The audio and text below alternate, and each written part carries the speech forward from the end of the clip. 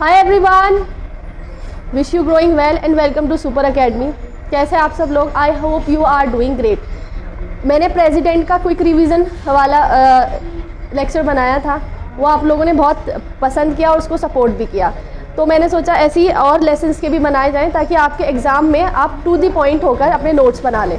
ठीक है, इसी तरह मैंने आपको राष्ट्रपति कंप्लीट करा दिया, प्रेसिडेंट कंप्लीट करा दिया। इसी के बाद मैंने वाइस प्रेसिडेंट के लिए भी ये लेक्चर रिकॉर्ड कर रही हूँ ताकि आप जो है क्विक नोट्स बना लें अपने, और ये वाला लेक्चर भी आपको एक उसमें लेक्चर में आपका सारा रिवीजन हो जाए, एक लेसन एक लेक्चर में कंप्लीट हो जाएगा। ठीक है, तो आज वाला हमारा रिवीजन होगा उपराष्ट्रपति यानी वाइस प्रेसिडेंट। प्रेसिडेंट के बाद दूसरा पिलर जो होता है संघ की कार्यपालिका का, वाइस प्रेसिडेंट होता है, उपराष्ट्रपति होता है। उसको इस वाले लेक्चर में कंप्लीट करेंगे, लेकिन आपको ब्रॉडली भी पढ़ना पड़ेगा। देखो, क्विक रिवीजन हम क्विक के पीछे भागते हैं, जल्दी हो जाए, शॉर्ट में हो जाए, लेकिन आपको कंप्लीट अगर आपको अच्छे से कॉन्सेप्ट को समझना है, क्योंकि क्विक भी आपको जब ही समझ में आएगा जब आपका कॉन्सेप्ट क्लियर होगा। ठीक है, इसलिए अगर आपने पूरा चैप्टर अच्छे से देखा है तो एग्ज़ाम टाइम पर आप इसको फॉलो कर सकते हैं। ठीक है, लेकिन आपको पूरा रिवीजन पूरा कॉन्सेप्ट आपका क्लियर होना चाहिए, देन आपको ये लेक्चर अच्छे से ज़्यादा अच्छे से समझ में आएगा। ठीक है, तो शुरू करेंगे वाइस प्रेसिडेंट। ये रिवीजन क्लास है, पहले मैंने प्रेसिडेंट की रिवीजन क्लास बनाई, आप लोगों ने बहुत सपोर्ट किया, थैंक यू सो मच उसके लिए। और इसके बाद ये रिवीजन क्लास है वाइस प्रेसिडेंट। ठीक है, रिवीजन वाइस प्रेसिडेंट।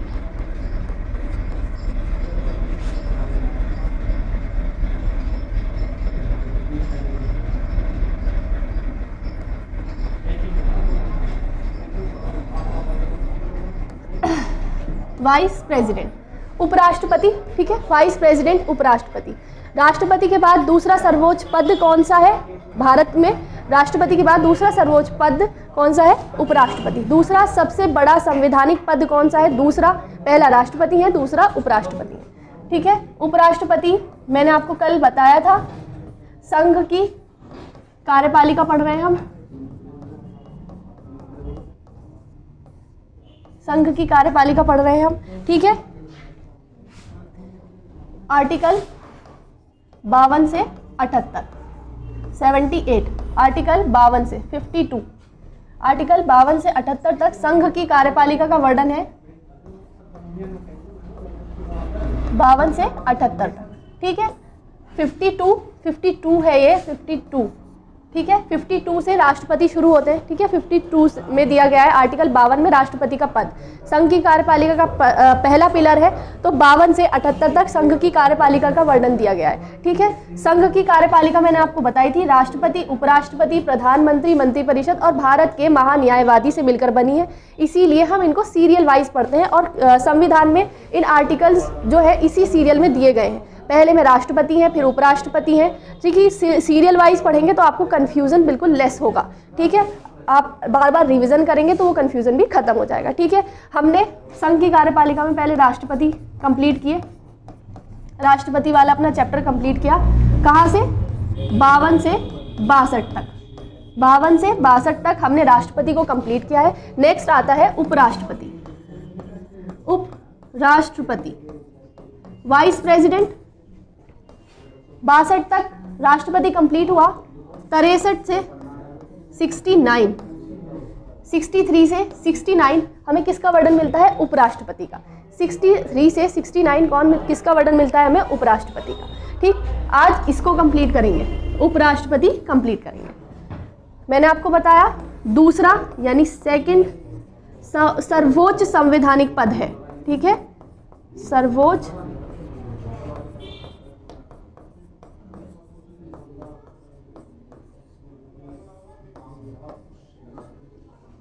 दूसरा सर्वोच्च संवैधानिक पद किसका है? उपराष्ट्रपति का।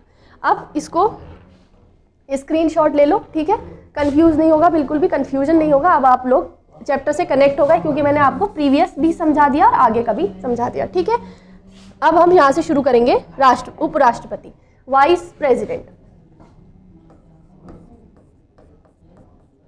उपराष्ट्रपति, वाइस प्रेसिडेंट। कहाँ से कहाँ तक दिया गया है? आर्टिकल 63 से 69 क्या है? उपराष्ट्रपति का वर्णन। पहले आर्टिकल 63, आर्टिकल 63 उपराष्ट्रपति के पद का प्रावधान करता है। उपराष्ट्रपति के पद का प्रावधान करता है, संवैधानिक पद है, तो संविधान में दिया गया है उपराष्ट्रपति का पद। किसमें? आर्टिकल 63 में भारत का एक उपराष्ट्रपति होगा। ये पद किसमें दिया गया है? आर्टिकल 63। आर्टिकल 63 कहता है कि भारत में एक उपराष्ट्रपति होंगे। ठीक है। 64, 64 समझ आ रहा है आपको? विजिबल? इसको और क्लियर लिख देती हूं मैं। 64 आर्टिकल 64 कहता है जो उपराष्ट्रपति होंगे वो ही राज्यसभा के सभापति भी होंगे, यानी उपराष्ट्रपति राज्यसभा के सभापति भी होंगे। तो ये किसमें कहा गया है? आर्टिकल 64। आर्टिकल 64 उपराष्ट्रपति को एज राष्ट्रपति के सभापति के रूप में भी नामित करता है, यानी कि प्रावधान करता है कि उपराष्ट्रपति राज्यसभा के सभापति होंगे, यानी राज्यसभा के सभापति,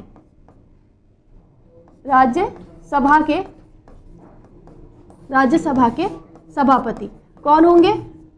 सभापति कौन होंगे? उपराष्ट्रपति। अच्छा, एक चीज यहाँ नोट करो, उपराष्ट्रपति का जो पद है वो यूएस के संविधान से लिया गया है। उपराष्ट्रपति का जो पद है वो यूएस यानी अमेरिका के संविधान से हमने अपनाया है। तो कहाँ से लिया है हमने? यूएस के संविधान से लिया है। ये नोट कर लेना, क्योंकि कई बार एग्जाम में पूछ लेते हैं उपराष्ट्रपति का पद हमने किससे लिया है, किसके संविधान से ग्रहण किया है। तो हमने कहाँ से लिया है? यूएस के संविधान से लिया है। इतना क्लियर? इसके बाद राज्यसभा के सभापति होंगे। अब यहाँ पर एक नोट करके लिखो बात, उपराष्ट्रपति राज्यसभा के सभापति होते हैं लेकिन सदस्य नहीं होते। उपराष्ट्रपति राज्यसभा के सभापति होते हैं लेकिन सदस्य नहीं होते, यानी कि सदस्य नहीं है, उसके अध्यक्ष है। ठीक है, राज्यसभा के अध्यक्ष है लेकिन सदस्य नहीं है, सदस्य नहीं है। जबकि लोकसभा के जो अध्यक्ष होते हैं वो लोकसभा के सदस्य भी होते हैं, लेकिन उपराष्ट्रपति राज्यसभा के सभापति होते हैं लेकिन सदस्य नहीं होते हैं।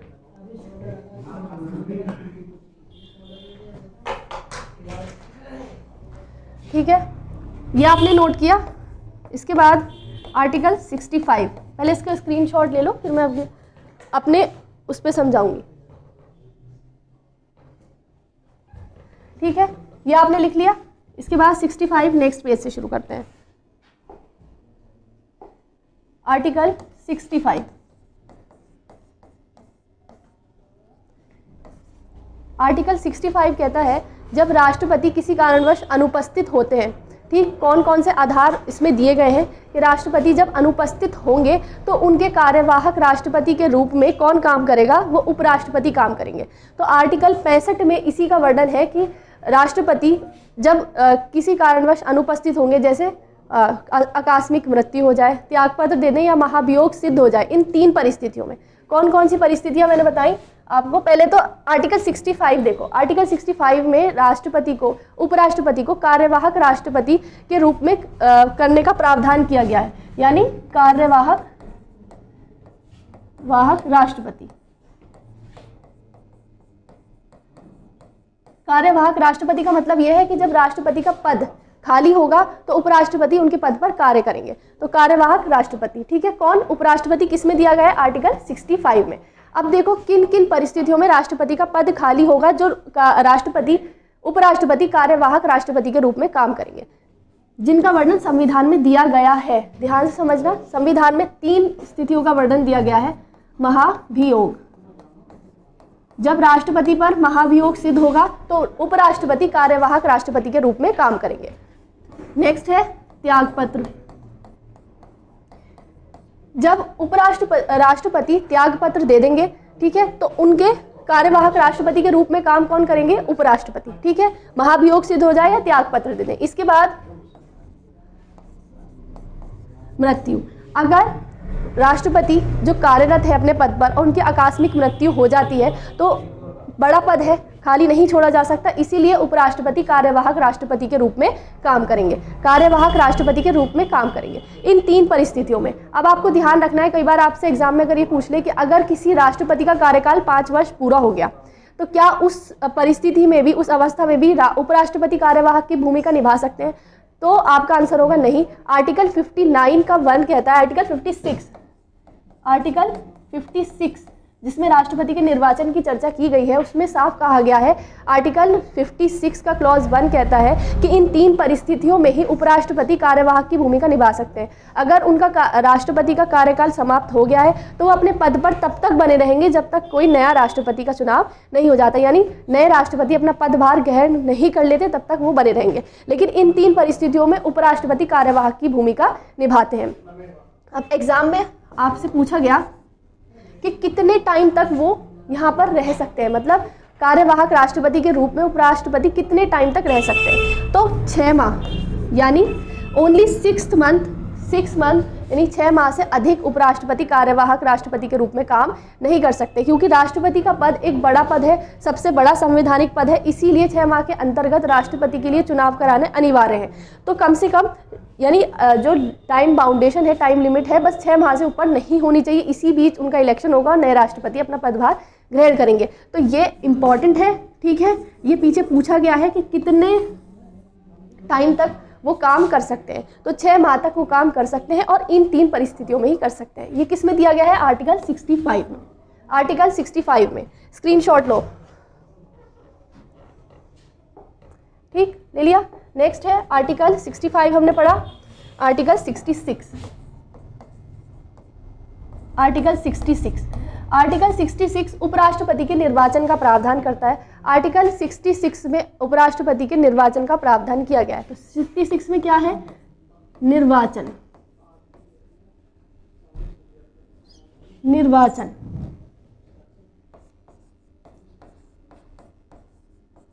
उपराष्ट्रपति के निर्वाचन का प्रावधान किसमें किया गया है? आर्टिकल 66 में। पहले तो आपको ये ध्यान रखना है कि निर्वाचन की रीति क्या है। जैसे उपराष्ट्रपति में हमने अलग अलग पढ़ी थी, इसमें इस सबको एक साथ दिया गया है। निर्वाचन की रीति क्या है? एकल संक्रमणीय पद्धति के अनुसार आनुपातिक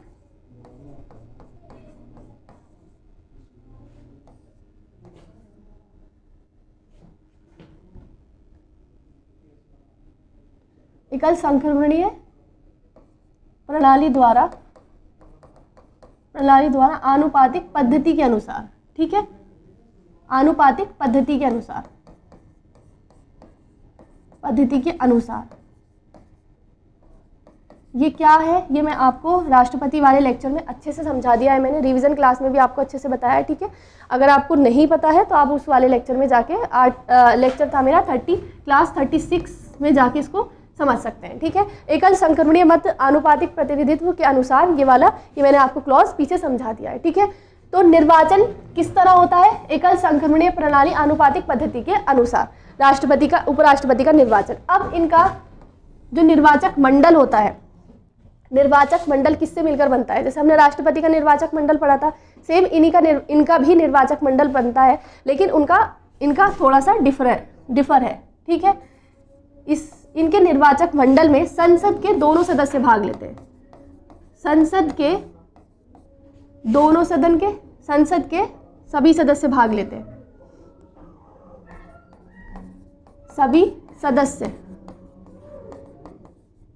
सभी सदस्य इनके निर्वाचक मंडल में संसद के दोनों सदन के सदस्य इसमें भाग लेते हैं, चाहे वो निर्वाचित हो या मनोनीत। निर्वाचित और मनोनीत संसद के यानी राज्यसभा और लोकसभा दोनों के निर्वाचित और मनोनीत सदस्य मिलकर उपराष्ट्रपति के निर्वाचक मंडल का निर्माण करते हैं। ध्यान रखना है, संसद के सभी सदस्य, उसमें मनोनीत और निर्वाचित दोनों शामिल हैं। जबकि हमने राष्ट्रपति वाले में पढ़ा था तो राष्ट्रपति में निर्वाचित सदस्य ही भाग लेते हैं, ठीक है। राज्यसभा के और लोकसभा के निर्वाचित सदस्य भाग लेते हैं और राज्य विधानसभा के सदस्य भाग लेते हैं। इसमें मनोनीत और निर्वाचित दोनों भाग लेते हैं और राज्य विधानसभा इसमें भाग नहीं लेती हैं। राज्य विधानसभा इसमें भाग नहीं लेती हैं, ठीक। इतना समझ में आया? इनका निर्वाचक मंडल किससे मिलकर बनेगा? संसद के दोनों सदन के सभी सदस्यों से, ठीक है, संसद के दोनों सदनों के सदस्यों से मिलकर। अब इसी में इनकी योग्यताएं भी दी गई हैं, इसी आर्टिकल में इनकी योग्यताएं भी दी गई हैं। योग्यताएं, ठीक, भारत के नागरिक, ठीक है, भारत के नागरिक हो, 35 वर्ष की आयु पूरी कर चुके हो, 35 वर्ष की आयु पूरी कर चुके हों, ठीक है, पागल या दिवालिया ना हो, ठीक है, ना हो।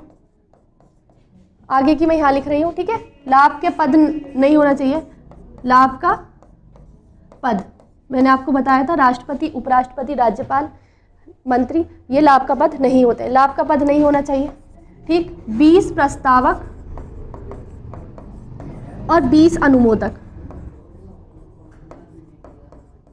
20 प्रस्तावक और 20 अनुमोदक होने चाहिए। 20 प्रस्तावक का मतलब है 20 ऐसे लोग जो आपके नाम को प्रस्तावित करेंगे और 20 ऐसे लोग जो उनके नाम का समर्थन करेंगे। यानी संसद में कुल 40 लोग चाहिए, जबकि राष्ट्रपति वाले में क्या था, उनको राष्ट्रपति के लिए 100 लोग चाहिए थे संसद के से सदस्य, जो 50 प्रस्तावक जो उनके 50 उनका समर्थन करते नाम का, नहीं 50 प्रस्तावक जो उनके नाम को प्रस्तावित करते और 50 अनुमोदक जो उनके नाम का समर्थन करते। लेकिन इनके यहाँ क्राइटेरिया कम कर दिया है उपराष्ट्रपति के लिए, 20 प्रस्तावक और 20 अनुमोदक, ठीक है।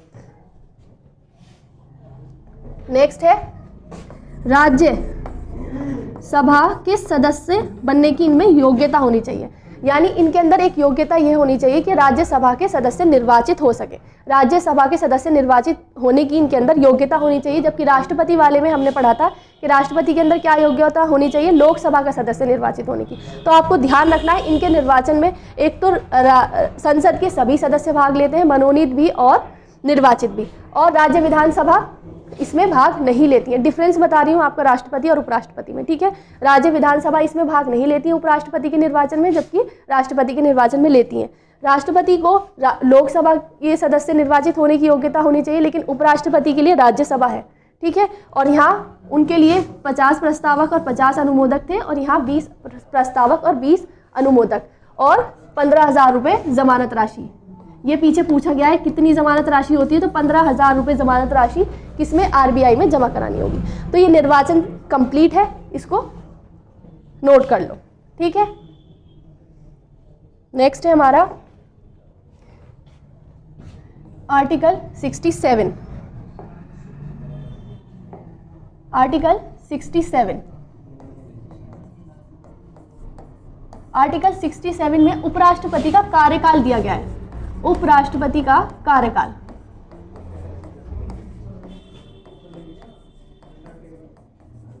उपराष्ट्रपति का कार्यकाल, ठीक सेम राष्ट्रपति की तरह 5 वर्ष। पद ग्रहण करने की तिथि से, पद धारण करने की तिथि से, कहाँ से, पद धारण करने की तिथि से 5 वर्ष, पद धारण करने की तिथि से 5 वर्ष, ठीक है। ये 5 वर्ष पूर्व भी अपना पद खाली कर सकते हैं, कैसे, ये अपना त्याग पत्र दे सकते हैं, ठीक है, त्याग पत्र दे सकते हैं, और इन पर महाभियोग भी लगाया जा सकता है, ठीक है। पद कब खाली होगा, जब इनका कार्यकाल समाप्त हो जाएगा। वही सेम राष्ट्रपति की तरह अगर इनका पद खाली 5 वर्ष समाप्त हो गए तो जब तक अपने पद पर बने रहेंगे जब तक नए उपराष्ट्रपति का चुनाव नहीं हो जाता। लेकिन अगर त्याग पत्र दे देते हैं और महाभियोग सिद्ध हो जाता है इन पर, तो इनका पद खाली हो जाता है, ठीक है। महाभियोग इन पर सिद्ध हो जाता है, इसकी चर्चा इसी में दी गई है, कार्यकाल में ही इनकी चर्चा दी गई है। अब उपराष्ट्रपति और राष्ट्रपति के महाभियोग में भी अंतर है, ठीक है, इनके महाभियोग में भी अंतर है, इसको इधर समझो, ठीक है, इधर समझा रही हूँ। राष्ट्रपति का महाभियोग में आपको क्लियर होगा, मैंने अपने प्रीवियस लेक्चर में 2 बार बताया, ठीक है। इनके महाभियोग को और समझो। पहली बात तो आपको ध्यान रखनी है, राष्ट्रपति के लिए महाभियोग जो चलाया जाएगा वो दोनों संसद के दोनों सदनों में से किसी भी सदन में उसकी प्रक्रिया शुरू की जा सकती है। पारित तो दोनों सदनों से होगा, इनका भी और उनका भी, लेकिन राष्ट्रपति का जो शुरू किया जाता है, महाभियोग की प्रक्रिया शुरू की जाती है, वो राष्ट्रपति के लिए किसी भी सदन में शुरू की जा सकती है, किसी भी सदन में शुरू की जा सकती है। लेकिन उपराष्ट्रपति के लिए राज्यसभा ही महाभियोग की प्रक्रिया शुरू करेगी, क्योंकि उपराष्ट्रपति कहाँ किसके सभापति होते हैं, राज्यसभा के। तो इस पहला डिफरेंस तो ये ध्यान रखना कि महाभियोग की जो प्रक्रिया शुरू की जाएगी, यानी शुरू के लिए जो प्रस्ताव पारित किया जाएगा प्रक्रिया शुरू करने के लिए, वो कहाँ पारित होगा, सबसे पहले राज्यसभा में। तो राज्यसभा में प्रक्रिया शुरू की जाएगी, और इस प्रक्रिया को शुरू करने के लिए कितने लोगों का समर्थन चाहिए आपको, 1/4, यानी प्रक्रिया को शुरू करने के लिए 1/4 सदस्यों का आपको समर्थन चाहिए। कहाँ पर, राज्यसभा में, राज्यसभा में, ठीक, जब आप ये प्रक्रिया राज्यसभा में शुरू हो जाएगी, प्रक्रिया प्रस्ताव यानी प्रस्ताव को जब आप शुरू करेंगे तो आपको 1/4 सदस्यों के समर्थन चाहिए। फिर उसके बाद प्रस्ताव को पारित करने के लिए, प्रस्ताव को पारित करने के लिए 2/3 सदस्यों का बहुमत चाहिए। 2/3 सदस्यों का बहुमत चाहिए प्रस्ताव को पारित करने के लिए। प्रस्ताव को पेश करने के लिए 1/4 और प्रस्ताव को पारित करने के लिए 2/3 बहुमत। लेकिन कहाँ पर शुरुआत कहाँ से होगी? राज्यसभा में। ठीक, जब यहाँ पर ये प्रस्ताव पारित हो जाएगा, जब एक सदन में प्रस्ताव पारित हो जाएगा तो ये इसके बाद जाएगा लोकसभा में। ठीक, थर्ड स्टेप होगा, ये लोकसभा में जाएगा, लोकसभा में।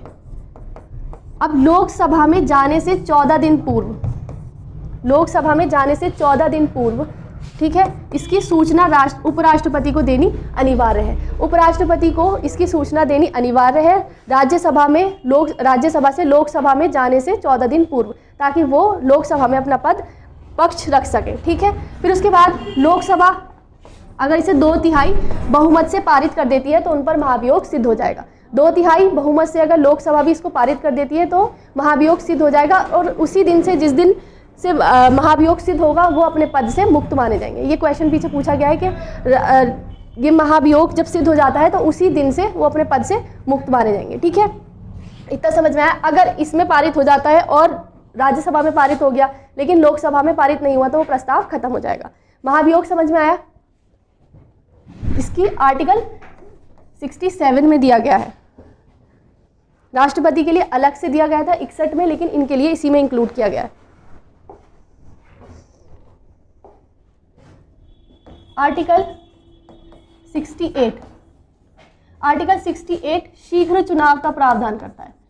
शीघ्र चुनाव, जैसे राष्ट्रपति के लिए कंपैरिजन करके अगर आप पढ़ेंगे तो ज़्यादा क्लियर हो जाएगा कॉन्सेप्ट। राष्ट्रपति के लिए एक समय सीमा दी गई थी कि 6 माह के अंदर उनका चुनाव कराना अनिवार्य है। ठीक, लेकिन यहाँ पर ऐसी कोई समय सीमा नहीं दी गई है। ठीक, एक चीज़ और यहाँ पर रह गई महाभियोग में।